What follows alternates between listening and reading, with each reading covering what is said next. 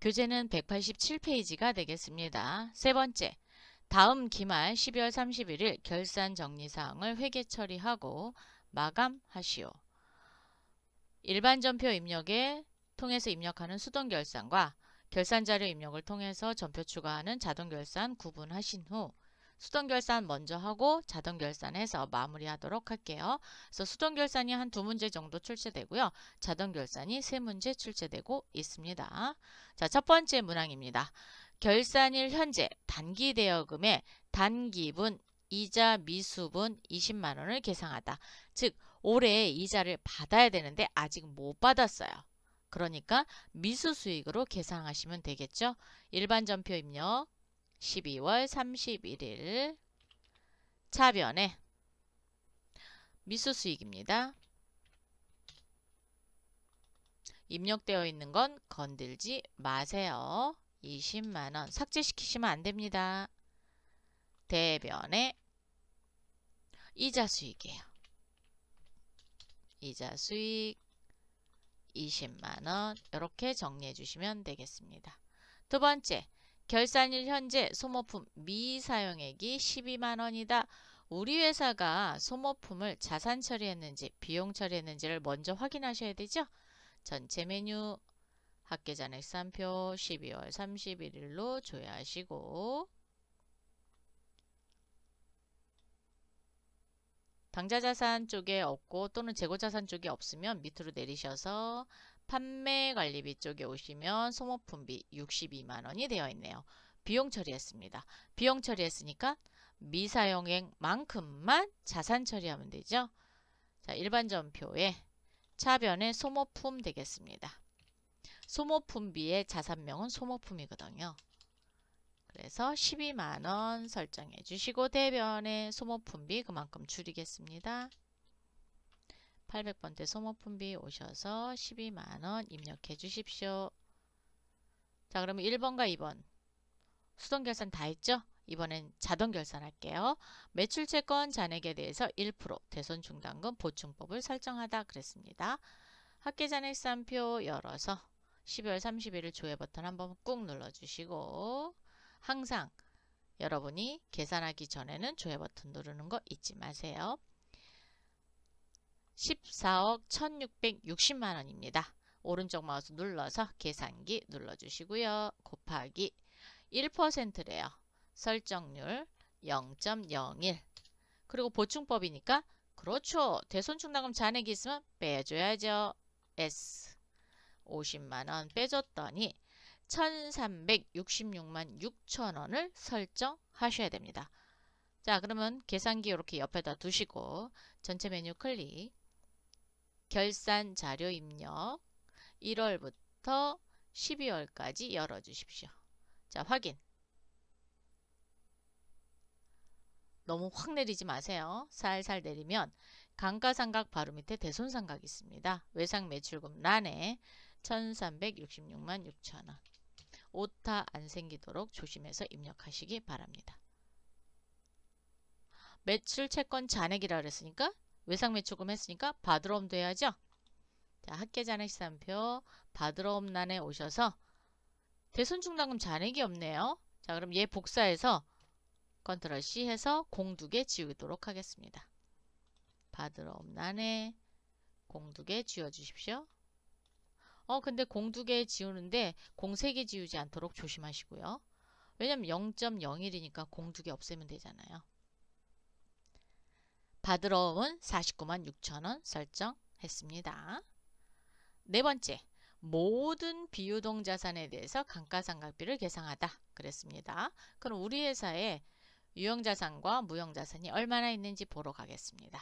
전체 메뉴 고정자산 등록에 원가 경비별 감가상각 명세서 클릭 유형자산 총괄에 오셔서 조회 버튼 건물이 1500 있고요. 차량 운반구 있고요. 비품이 있네요. 자, 건물 단기상각비 부분을 하셔야 돼요. 그래서 컨트롤 C 결산자료 대손상각 바로 위에 건물 컨트롤 V 이번 차량 운반구 볼게요. 원가 경비별 감가상각 명세서 735만 2202원이네요. 자, 컨트롤 C 하겠습니다. 결산 자료 입력에 오셔서 컨트롤 V 자기 란에다 입력하셔야 돼요. 또 하나 원가 경비별 감가상각 명세서 열어서 비품 있네요. 자, 컨트롤 C 결산 자료에 오셔서 컨트롤 V 무형자산이 있는지 봐야죠. 원가 경비별 감가상각 명세서 열어서 무형자산 총괄에다 탭 넣고 조회 없습니다. 그러면 입력 안 하셔도 됩니다. 그래서 건물 그리고 차량 운반구 비품까지 입력을 했습니다. 다섯 번째, 기말 상품 재고액을 입력하고 결산을 처리하다. 단 재고평가는 선의선출법으로 한다 그랬어요. 그러면 그렇죠. 재고자산 수불부 마감하셔야 되죠. 물류관리에 오셔서 재고자산 수불부 마구 엔터해 주십시오. 그래야 우리 회사가 보유하고 있는 모든 품목이 다 나옵니다. 기능모음에 오셔서 평가 방법 봐서 선의선출법 되어 있는 거 확인하시고 마감. 그러면 밑에 있는 것은 세팅이 됩니다. 그래서 일괄 마감만 체크하신 후 확인.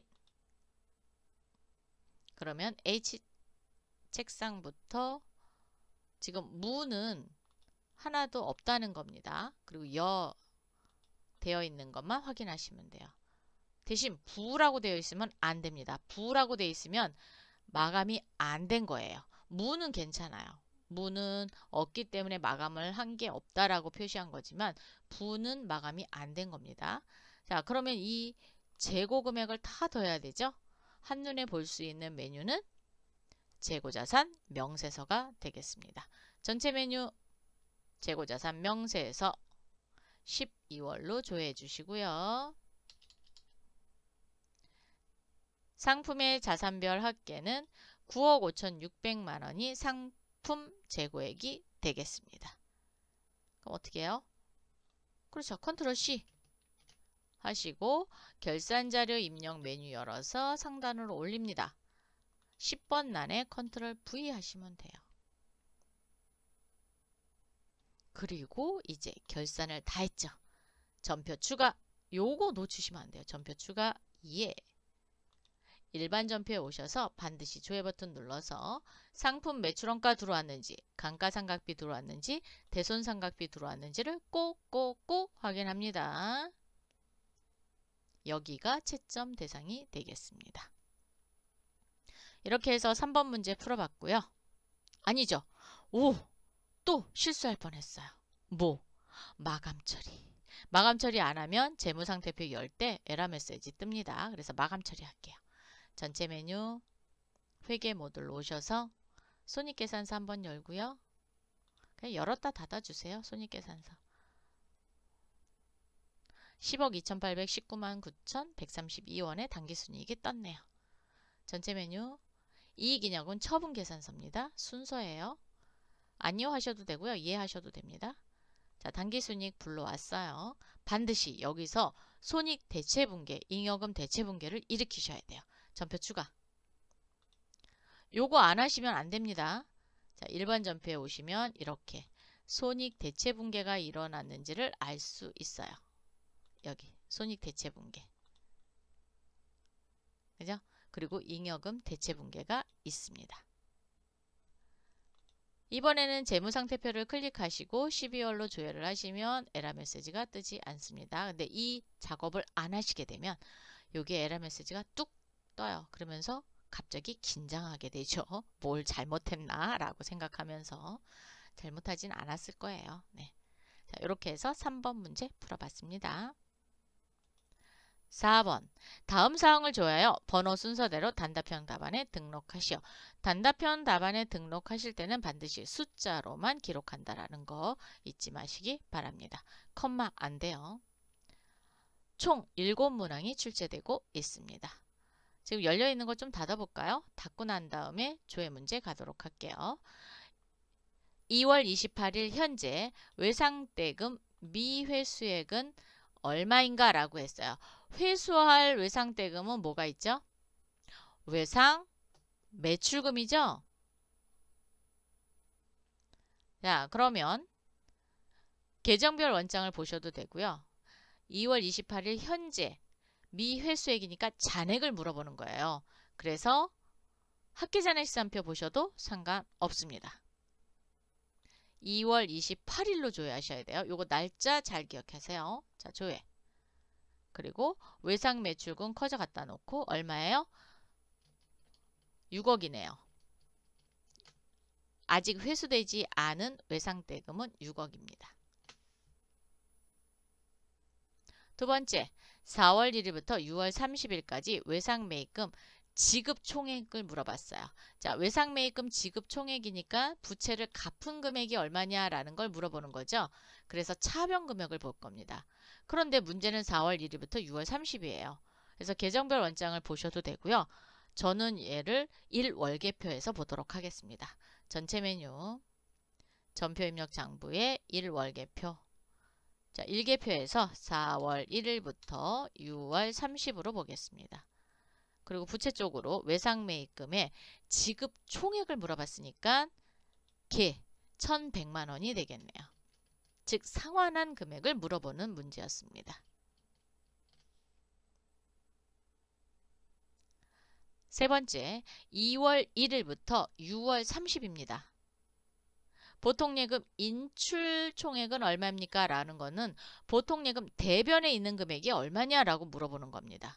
즉 통장에서 돈을 찾으면 대변에 보통예금 정리하잖아요. 그래서 대변 금액 볼 거예요. 얘도 1월계표에서 볼게요. 2월 1일부터 6월 30일까지이기 때문에 자, 2월 1일부터 6월 30 이렇게 보셔야 됩니다.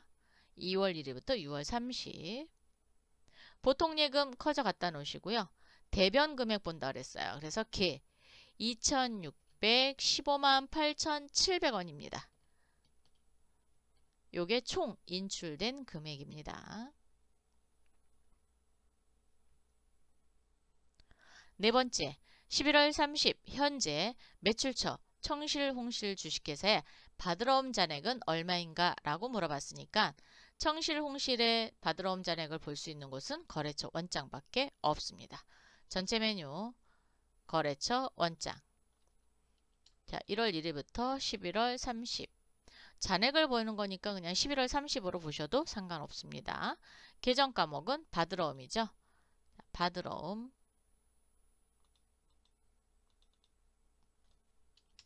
엔터 한 후 청실홍실에다 커져 갖다 놓으시고요. 잔액 500만 원이네요. 정황가구 주식회사 거 아니고요. 청실홍실 겁니다. 그래서 500만 원이 답이네요. 다섯 번째, 12월 31일 현재 수석장의 재고 수량은 얼마인가 라고 물어봤어요. 즉 몇 개냐 라고 물어본 거죠. 재고자산 수불부입니다. 물류관리에 재고자산 수불부 12월 31일 현재 그랬으니까 그냥 마구 엔터 하세요. 그리고 수석장에다 커져 갖다 놓으세요. 갖다 놓으셨어요? 12월 31일 현재의 재고 수량이니까 얘입니다. 얘. 300개가 재고 수량이 되겠습니다. 6번 1월 1일부터 12월 31일까지 한국채택 국제회계기준 KIFRS에 의한 포괄손익계산서 표시되는 금융수익 중 이자 수익은 얼마인가 라고 물어봤습니다. 회계 모듈에 KIFRS 재무제표 포괄손익계산서입니다. 12월로 오시고요. 하단으로 쭉 내리시면은 금융수익이 여기 있습니다. 그 중에 이자 수익을 물어봤어요. 50만 원이네요.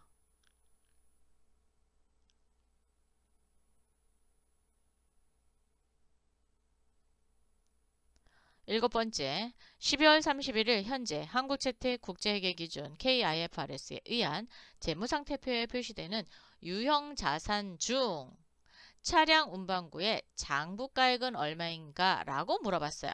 장부가액은 감가상각누계액을 뺀 금액이 되겠죠. 그 금액을 계산해 보도록 하겠습니다.